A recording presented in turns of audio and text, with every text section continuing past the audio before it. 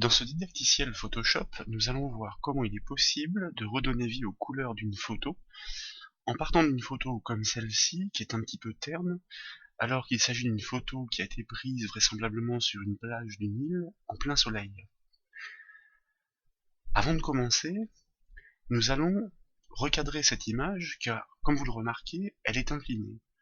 Pour ce faire, nous disposons de l'outil recadrage qui, en même temps qu'il permet de réajuster les contours sur les bords de l'image, permet de l'incliner. Pour ce faire, nous agissons sur les poignées d'angle pour nous rapprocher des bords de l'image, puis nous allons agir sur les poignées d'angle en rotation, et en nous basant sur les lignes horizontales de la grille de l'outil recadrage, nous allons remonter la photo de manière à la repositionner à l'horizontale.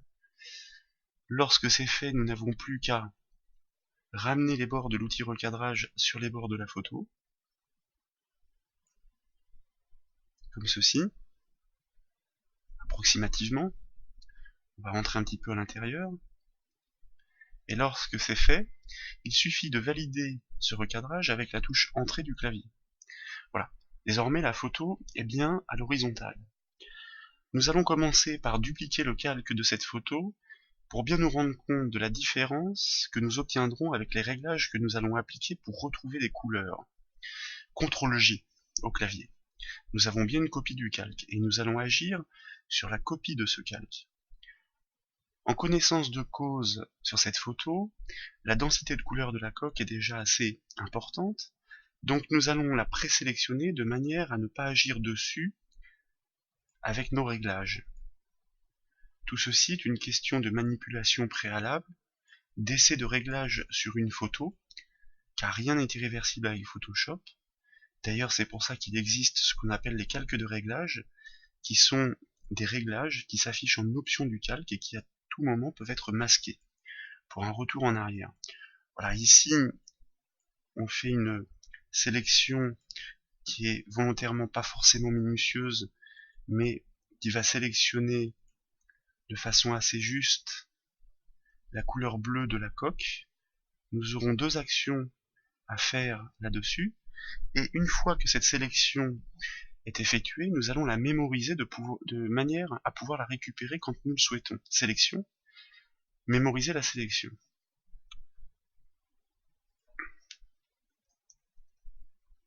Nous nommons la sélection, et nous validons par OK. Comme toujours, quand une sélection est mémorisée, elle apparaît dans la palette des couches, pour que nous puissions la récupérer facilement. L'objectif ici est d'agir sur la répartition des tons de cette photo. Lorsqu'une photo est terne, c'est qu'en général, il y a une forte densité de tons moyens, ce qui explique l'apparition de ce voile terne sur la photo. Ce qui va nous permettre de pallier le problème, c'est le réglage des niveaux dans Photoshop. Nous souhaitons agir sur l'intégralité de la photo, mais pas sur la coque. Donc, nous intervertissons la sélection par CTRL majuscule I. Comme vous le remarquez, tout est sélectionné, sauf la coque en effet. Puis, nous passons par le menu Images, Réglages, Niveau, comme nous l'avons dit. Une boîte de dialogue s'affiche, la case aperçue est cochée par défaut, ça veut dire que tous les paramétrages que nous allons faire là se verront en temps réel sur la photo.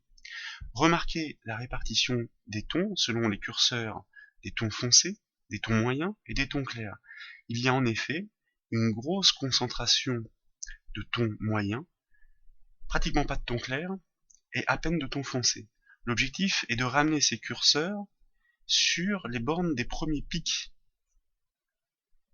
de la répartition des tons, comme ceci, avec une répartition assez égalisée. Lorsque vous êtes satisfait du rendu, grâce à la case aperçue, vous cliquez sur OK. Tout à l'heure, nous allons désélectionner, nous avions fait une copie du calque. Regardez juste avec un petit réglage la différence que nous obtenons. Voici la photo que nous avions au départ et le rendu que nous avons maintenant avec un réglage par les niveaux dans Photoshop. Nous avons effectivement redonné vie aux couleurs de la photo qui était terne, supprimé ce voile terne avec un seul réglage. Une autre petite manipulation intéressante pour montrer les réglages disponibles dans Photoshop serait de modifier la couleur de la coque. Il y a une fonctionnalité dans Photoshop qui permet de remplacer une couleur par une autre dans une sélection. En ce qui concerne la sélection, ça tombe bien, nous l'avions mémorisée. Nous la récupérons dans la palette des couches par CTRL-clic. Puis, nous retournons dans le menu Images, Réglages, et cette fois-ci, nous choisissons Remplacement de couleur. Nous indiquons bien à Photoshop dans cette boîte de dialogue pour laquelle l'aperçu est encore une fois coché, que nous agissons sur la sélection, c'est-à-dire cette zone de la coque, et que nous souhaitons, avec une certaine tolérance assez élevée, car ici il y a beaucoup de nuances de couleurs dans le bleu de la coque, remplacer la couleur de la coque. Alors sauf que ici, petite omission de ma part, nous allons prélever la couleur de remplacement dans un premier temps dans la sélection, autant pour moi. Et vous voyez que l'aperçu est donné dans la boîte de dialogue par Photoshop. Et ensuite nous pouvons agir sur la teinte et regardez bien, directement sur la photo, nous arrivons effectivement à agir de façon globale sur la teinte de la coque. Il s'agit d'un remplacement de couleur. Si on veut intensifier la couleur, on va augmenter sa saturation. Après, il faut trouver le juste équilibre de manière à ce que les couleurs continuent de paraître réalistes. Et lorsque nous sommes satisfaits de ces réglages avec l'aperçu, nous cliquons sur le bouton OK pour valider ces réglages et nous repassons en taille réelle. Donc vous voyez ici que par rapport à l'image de départ, encore une fois, nous avons une nette différence en quelques réglages, 2 réglages très précisément.